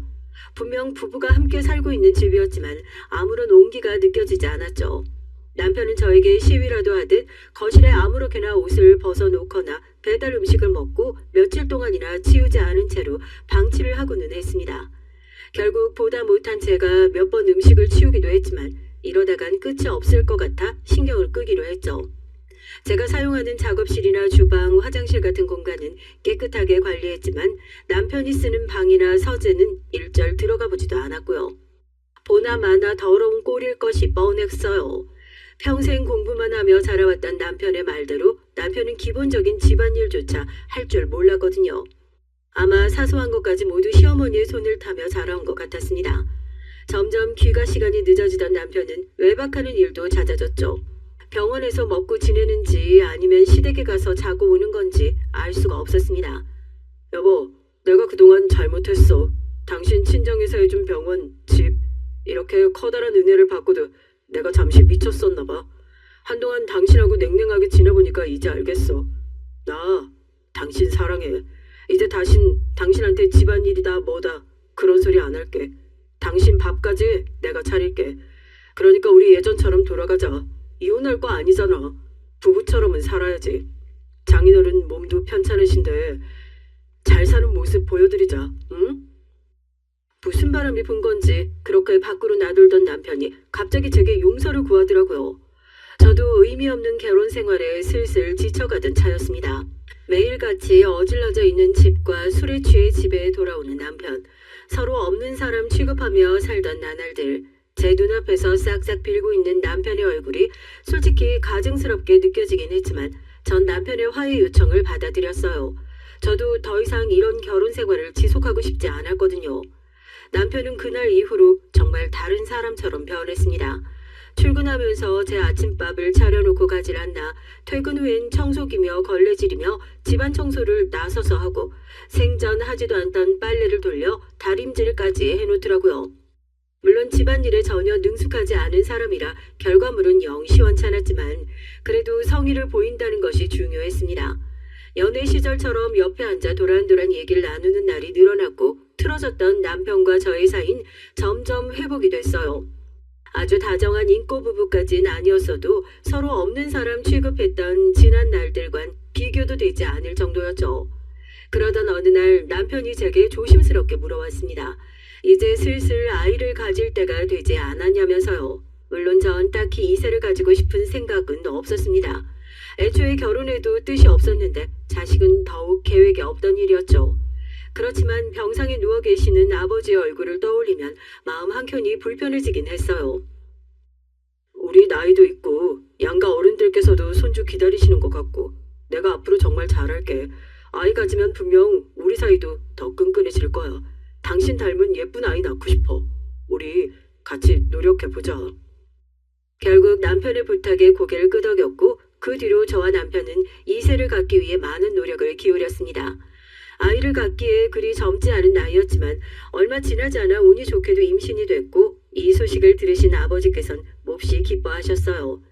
기뻐하시는 아버지의 얼굴을 보니 저도 마음이 한결 가벼워지더라고요. 솔직히 처음엔 제 뱃속에 생명이 생겼다는 사실 자체가 참 얼떨떨했어요. 남편은 임신한 절 거의 신주단지 모시듯 굴었습니다.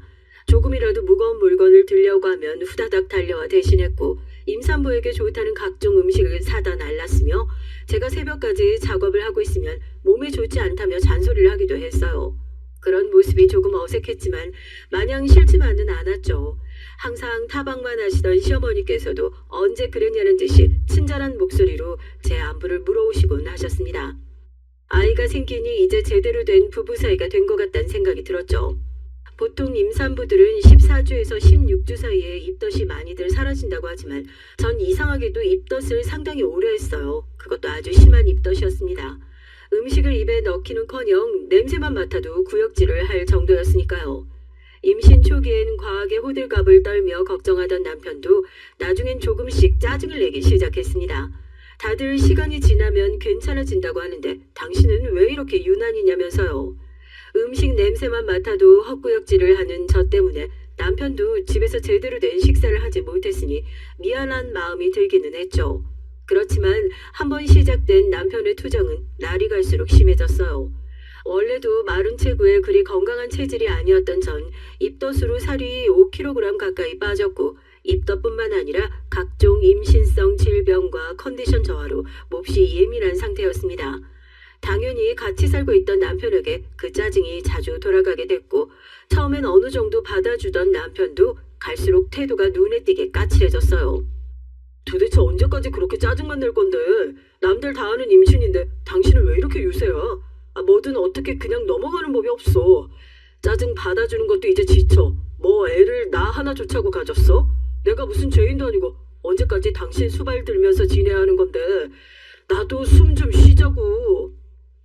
그렇게 남편은 점점 결혼 초의 모습으로 돌아가기 시작했습니다. 입덧 때문에 고생하는 절 무시한 채 본인이 먹고 싶은 배달 음식들을 시켜 먹거나 배가 불러오는 저를 두고 밤 늦게까지 술을 마시고 돌아오고는 했죠. 어떤 날은 아예 연락 없이 외박을 하기도 했고요. 그런 남편의 모습을 보며 잠시나마 저런 인간과 행복한 미래를 꿈꿨던 제가 참 바보같이 느껴졌어요. 사람은 고쳐 쓰는 게 아니라는 말이 괜히 있는 게 아니더라고요. 결국 전 푸른 배를 붙잡고 혼자서 집안일이며 식사를 챙기게 됐어요. 아픈 곳은 많은데 가만히 누워서 쉬질 못하니 하루가 다르게 몸 상태가 나빠졌고 이유 모를 복통도 자주 찾아왔습니다. 그날도 아침부터 복통이 몹시 심했던 걸로 기억해요. 눈을 뜨자마자 찾아온 복통에 간신히 화장실로 기어가 숨을 헐떡이고 있는데 출근 준비를 하던 남편은 그런 저를 흘끗 보곤 아무렇지 않은 표정으로 집을 나섰어요. 닫힌 문 뒤로 몰려오는 서러움에 화장실 앞에 주저앉아서 한참을 울었던 것 같습니다. 한참을 울고 나니 울렁거리는 속에 뭐라도 집어넣어야겠다 싶어 자리에서 일어나는데 순간 아랫배에 지금까지 느껴보지 못한 통증이 찾아왔어요. 배가 찢어지는 듯한 아픔에 그대로 자리에 고꾸라졌고 그렇게 의식을 잃었어요. 눈을 뜨니 병원이었고 어머니께서 엉망이 된 얼굴로 침대 앞에 앉아 계셨습니다. 유산이라고 했어요. 쓰러졌던 제가 발견된 건 늦은 새벽이었습니다. 전 꼬박 하루 동안을 바닥에 엎어져 있었던 거예요.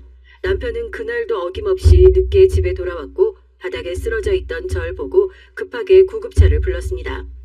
발견될 당시 제 주변은 온통 하열한 피로 가득했다고 해요. 조금이라도 일찍 병원을 찾았으면 아이를 살릴 가능성이 있었을 텐데 너무나 늦게 병원에 찾아왔고 평소에 산모 건강도 좋지 않아 아이가 오래 버티지 못했다고 했습니다.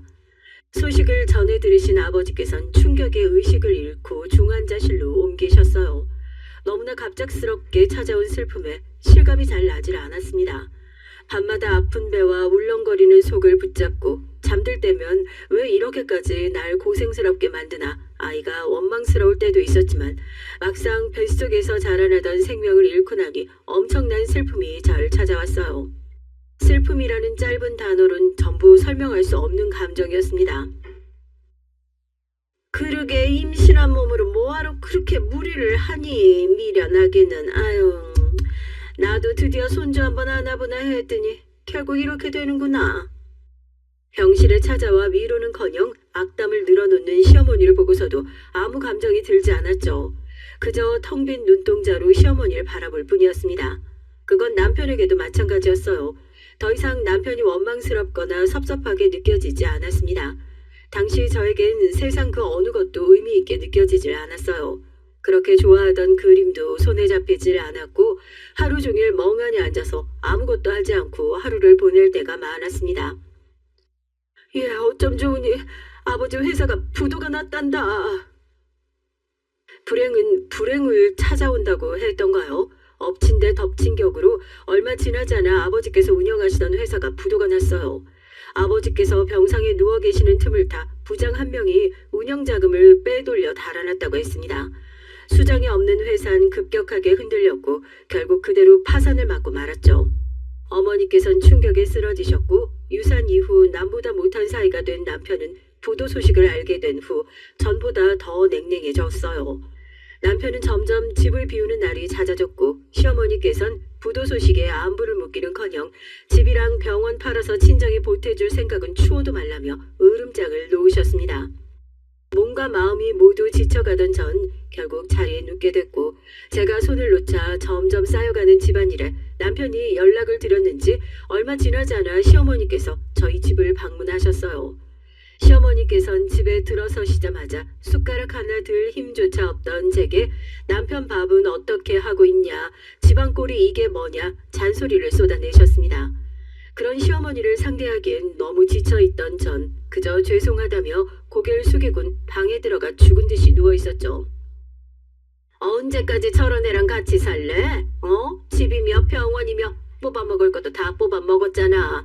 더 이상 나올 것도 없는 집구석에 애 하나 제대로 낳기를 해. 내졸 자라기를 해. 네가 저번에 보여줬던 걔보다 나을 게 하나도 없다. 번듯한 병원도 있고 집도 있겠다. 빨리 이혼하고 걔랑 재혼해서 떡두꺼비 같은 아들 하나 딱 낳으면 좋겠구만. 걔는 뭐하는 집딸이라니? 어머니 목소리 좀 낮추세요. 그래도 아직 이혼도 안 했는데 간통죄로 집어넣겠다고 난리라도 치면 어떡해요. 제가 알아서 잘 정떨어지게 굴어볼 테니까 걱정 마세요. 저 사람 입에서 먼저 이혼 소리 나오게 할게요. 열린 문틈 사이로 들려오는 두 사람의 대화 소리에 눈물이 볼을 타고 흘러내렸어요. 내가 겨우 이런 꼴을 보자고 피 같은 아버지 재산으로 젖단 연놈들에게 병원과 집을 가져다 바쳤구나. 과거의 스스로가 너무나 원망스럽고 비통했습니다. 가장 비참했던 건 두 사람의 대화를 전부 들었음에도 자리에서 일어나 큰 소리로 따질 수가 없다는 사실이었어요. 툭 치면 쓰러질 것 같은 몸뚱이에 병상에 누워 계시는 부모님, 부도난 아버지의 회사, 얼마 전 하늘로 떠나보낸 아이. 스스로가 너무나 한심했고 보잘것없게 느껴졌습니다. 재혼이니 뭐니 멀쩡한 아내를 두고 불륜을 저지르고 있는 남편에게 한마디 말조차 꺼내지 못할 정도였으니까요. 그 뒤로 시어머니께선 저희 집에 머무르시며 남편의 뒷바라지를 하셨어요. 방에 누워있는 제가 사람처럼 느껴지지도 않는 건지 아예 투명 인간 취급을 하셨죠. 두 사람은 거실에서 종종 남편의 내연녀 얘기를 했고 사실상 저를 보고 들으라는 듯이 말하는 투였습니다. 우리 이혼하자. 당신이나 어머님이나 내가 알아서 떨어져 주길 바라는 것 같은데 원하는 대로 해줄게. 대신 우리 친정에서 해준 이 집이랑 병원 돌려줘. 결국 먼저 이혼 얘기를 꺼낸 건 저였어요. 이대로 이 집에서 유령 취급받으며 사느니 차라리 마음 편히 혼자 살던 때로 돌아가고 싶었거든요. 그러나 병원과 집을 돌려달라는 제 말에 두 사람은 코웃음을 쳤습니다. 예, 너 뭔가 단단히 착각을 하고 있는 모양인데 병원 계약이며 사업자며 이 집 명의며 전부 우리 아들 이름으로 되어 있는데 우리가 이걸 너한테 돌려줘야 할 이유가 뭐니? 응?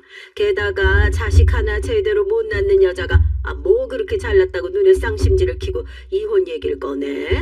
죄송합니다. 싹싹 빌면서 사정해도 모자랄 판에.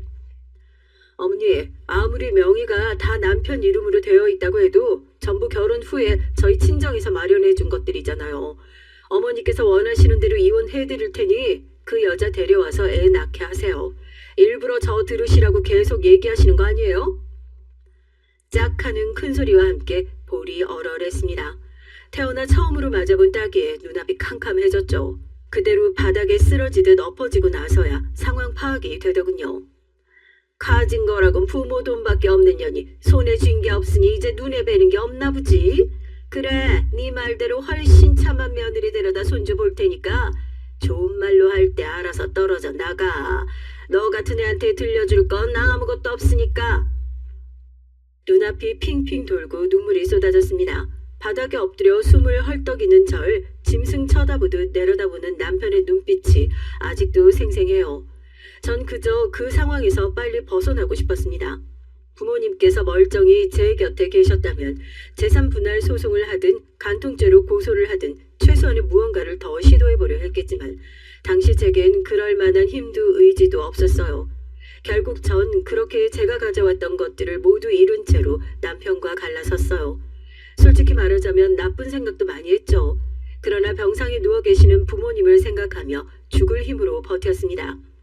저마저 잘못되면 아프신 부모님을 돌볼 사람이 아무도 없단 생각에 억지로라도 잘 지내보려 했었죠. 그렇게 시간이 흘렀고 하늘이 절 불쌍히 여겨준 건지 의식이 없으시던 아버지께서 기적처럼 눈을 뜨셨어요. 그날 아버지 품에서 얼마나 많은 눈물을 쏟아냈는지 기억도 나지 않습니다. 얼마 지나지 않아 어머니께서도 기운을 차리고 일어나셨고 그렇게 저희 가족은 다시 3명이 됐어요. 제가 빈손으로 쫓겨나듯 이혼당했다는 사실을 전해 들으신 아버지께서는 몹시 분노하셨습니다. 당장 병원으로 찾아가겠다며 일을 가시는 아버지께 전 아버지께서 눈을 뜨신 것만으로도 충분하니 한동안 몸만 관리하시는데 신경 쓰시라 간곡히 부탁을 드렸어요. 길길이 날뛰시던 아버지께선 제 간절한 부탁에 결국 고집을 꺾으셨고 퇴원하시자마자 다시 사업일에 뛰어드셨습니다. 아버지께서는 워낙 사업 수완이 좋으신 분이었고 회사 일을 오래 하시며 다양한 인맥을 쌓아 오셨기에 다시 사업 기반을 다지는 건 크게 어려운 일이 아니었죠. 물론 규모는 예전에 운영하던 회사와 비할 바 못되었지만 휘청이던 저희 집안은 어느 정도 안정감을 찾게 됐고요. 그 과정에서 부모님께서는 몇 번이고 제게 남편과 시어머니 얘기를 꺼내셨지만 전 그럴 때마다 이미 다 지난 일이라 생각한다. 그 사람들과는 이제 엮이고 싶지 않다며 딱 잘라 말했습니다. 그렇게 10년이라는 시간이 빠르게 흘러갔고 전 부모님 곁에서 제 작품을 그리며 제대로 된 작가 활동을 시작했어요. 좋은 기회로 꽤 큰 전시회도 여러 번 참여했고 점점 이름이 알려지자 작품이 하나둘 팔리기 시작하며 벌이가 생겨났죠. 아버지의 사업도 크게 번창해 전에 회사보다 훨씬 더 큰 규모가 됐어요. 행복과 안정감을 찾기 위한 결혼이었는데 오히려 이혼을 하고 나서 작가 활동이며 아버지 회사며 모든 일들이 더 술술 잘 풀렸습니다. 전에 듣기로 남편은 그때 그 내연녀와 재혼해 아이도 낳고 잘 살고 있다고 했어요. 부모님께는 괜찮다고 말씀드리긴 했지만 가끔 남편과 시어머니 그리고 얼굴도 모르는 그 내연녀와의 아이를 생각하면 가슴 한켠에 원망과 억울함이 차오를 때도 있었습니다. 행복하게 살고 있을 그들을 생각하면 때론 분노가 치밀기도 했죠. 그러나 그럴 때마다 이미 다 지나가 버린 일이다. 나와는 이제 상관없는 사람들이다 생각하며 애써 마음을 진정시키곤 했습니다. 오늘 저녁에 중요한 약속이 있으니 최대한 잘 차려입고 나와라. 그러던 어느 날이었어요. 중요한 저녁 약속이 있다는 아버지의 말씀에 의문이 들었지만 일단 시키는 대로 예쁘게 차려입고 약속 장소로 향했습니다. 이전에도 몇 번 사업 관계자분이나 아버지 친구분들을 뵌 적이 있어 그런 류의 만남인 줄로만 생각했죠. 약속 장소는 굉장히 고급스러운 한정식 집이었고 아버지를 따라 들어간 방 안엔 생각지도 못했던 사람이 앉아 있었습니다. 당신들이 여긴 어떻게?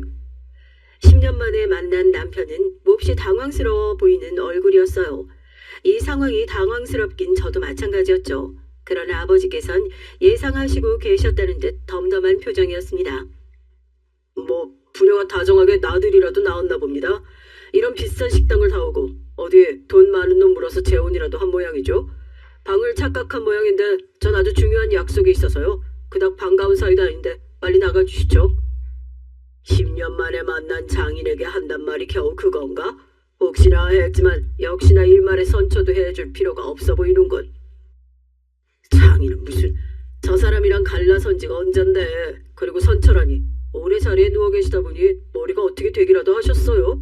중요한 만남이 있으니 당장 딸 데리고 나가시라고요. 자네 오늘 건물주 만나러 나온 자리 아닌가? 그걸 어떻게? 아버지께선 테이블 위로 종이봉투를 툭 던지셨습니다. 내가 바로 그 건물주거든. 연장 계약서네. 지금 자네가 나와 내 딸 앞에서 벌레처럼 납작하게 엎드려 빌면 작성할 마음이 조금 생길지도 모르겠는데.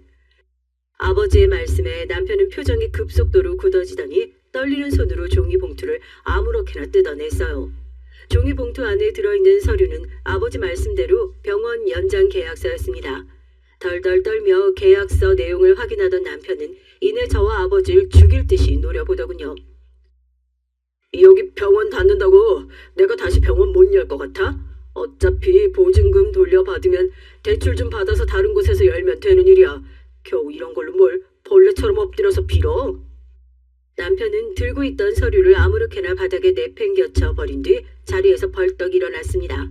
금방이라도 주먹을 휘두를 듯한 모습에 심장이 쿵쾅쿵쾅 뛰었죠. 그래, 그렇지 않아도 요즘 병원 장사가 잘 안 되는 걸로 알고 있는데 손님들이 아주 불만이 많다지. 새로운 곳에 터 잡고 개원을 한다고 한들 단골이 하나도 없는데 이전처럼 병원 운영이 될까? 당신 뭐야? 요즘 병원에 이상한 소문 퍼뜨린 게 당신이야? 어? 당신들 영업방해죄로 싹 다 고소할 거야. 내가 가만 안 둘 거라고. 아버지의 말에 당황한 기색이 역력해 보이던 남편은 소리를 지르고 도망치듯 방을 뛰쳐나갔어요. 도무지 이해가 되질 않는 상황에 혼란스러운 눈으로 아버지를 바라보니 아버지께선 그제서야 제게 그동안의 일들을 말씀해 주셨습니다. 10년 전 부모님께서 병상에 누워 계시고 제가 빈손으로 이혼당했던 그때부터 아버지께선 복수의 칼날을 갈아오셨다고 해요. 너는 괜찮다고 다 지난 일이라고 말하긴 했지만 어떻게 그런 일을 당하고도 속이 괜찮아질 수가 있겠니? 가만히 묻어둔다고 해결될 상처가 아니다. 난 내 속이 그렇게 까맣게 타들어가는 꼴을 도저히 두고 볼 수가 없었어. 아버지께선 차곡차곡 모아오셨던 돈으로 계약이 끝나는 시점에 맞춰 남편의 병원 건물을 구입하셨어요. 다행히도 해당 건물에 원래 건물주와 친분이 있던 사이라 매매가 수월했죠. 그리고 남편에게 월세를 5배로 올리지 않으면 재계약은 없을 것이라 통보를 했습니다. 그렇지 않아도 최근 들어 병원에 도는 이상한 소문들로 손님이 부쩍 줄어들었던 탓에 사정이 어려웠던 남편은 건물주를 설득하기 위해 자리를 마련했던 것이었죠. 병원에서 도는 소문들이란 남편의 피부과에서 진료를 받고 오히려 상태가 좋지 않아졌다거나 싸구려 제품들을 사용한다거나 원장이 직접 진료를 보지 않고 간호사들에게 전부 맡기고 다닌다는 등 대부분 병원 서비스에 관련된 얘기였습니다.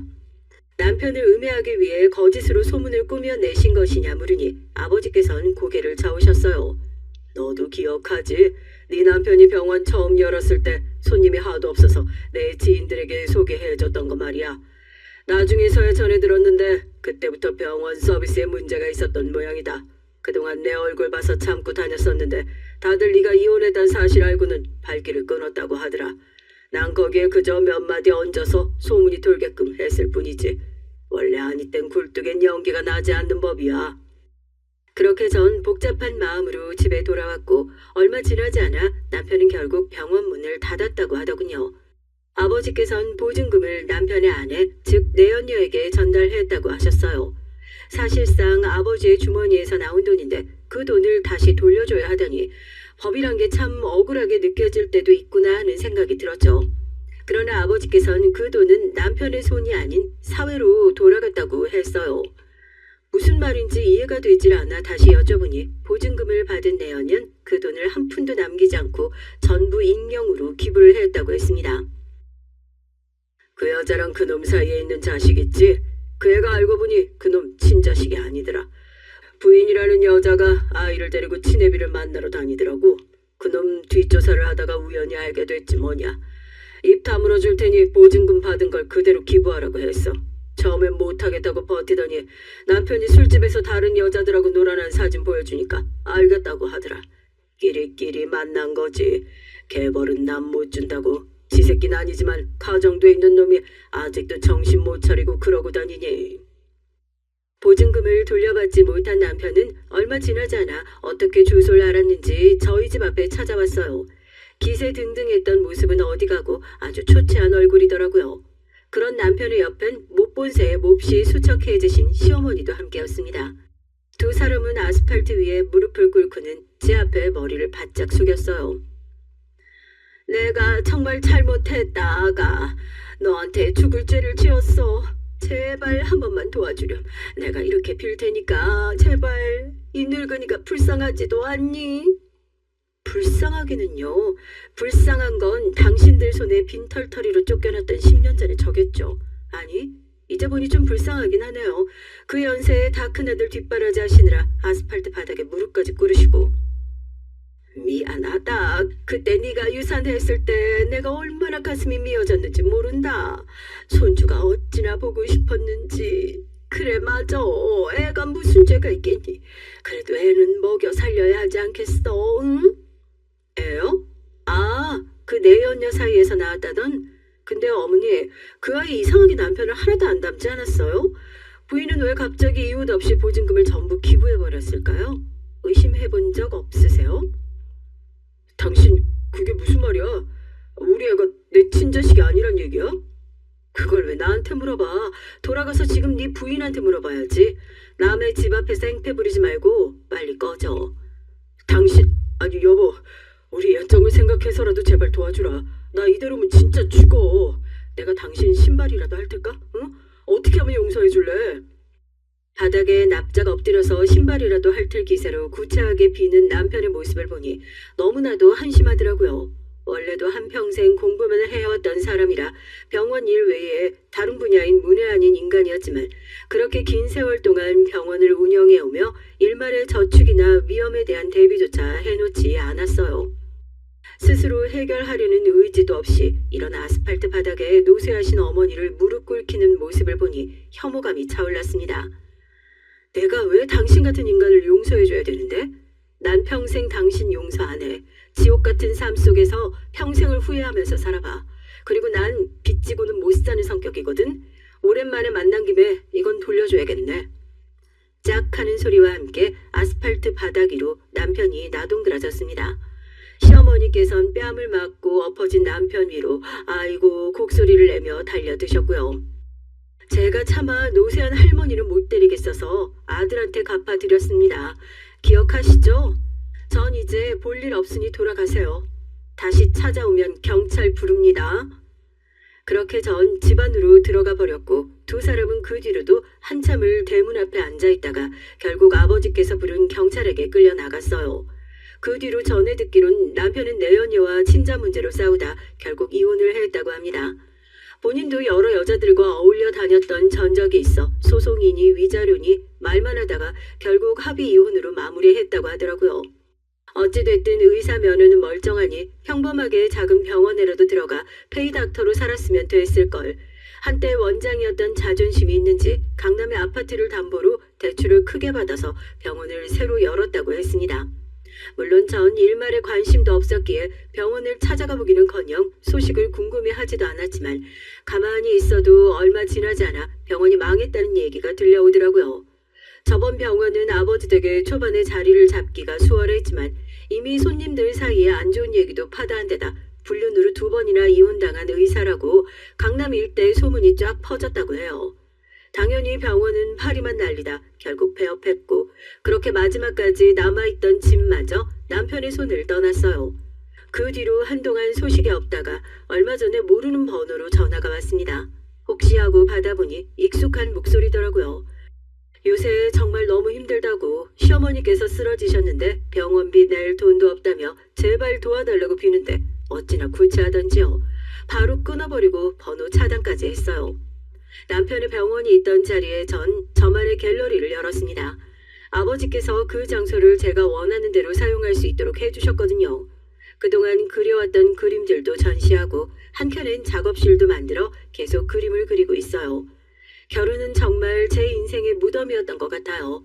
저 스스로 묘자리까지 만들어 들어갔지만 결국엔 스스로 파헤치고 나왔으니 참 다행이죠. 손주를 보고 싶어 하셨던 아버지께선 이제 그런 건 다 필요 없다며 다른 건 무엇보다도 저의 행복이 가장 중요하다고 말씀해 주셨어요. 아버지 말씀대로 전 지금 혼자서도 너무 행복합니다. 남은 인생 누군가의 아내, 누군가의 어머니가 아니라 저라는 사람 자체로 아버지의 어머니 곁에서 오래도록 작품 활동하며 행복하게 살아가고 싶어요.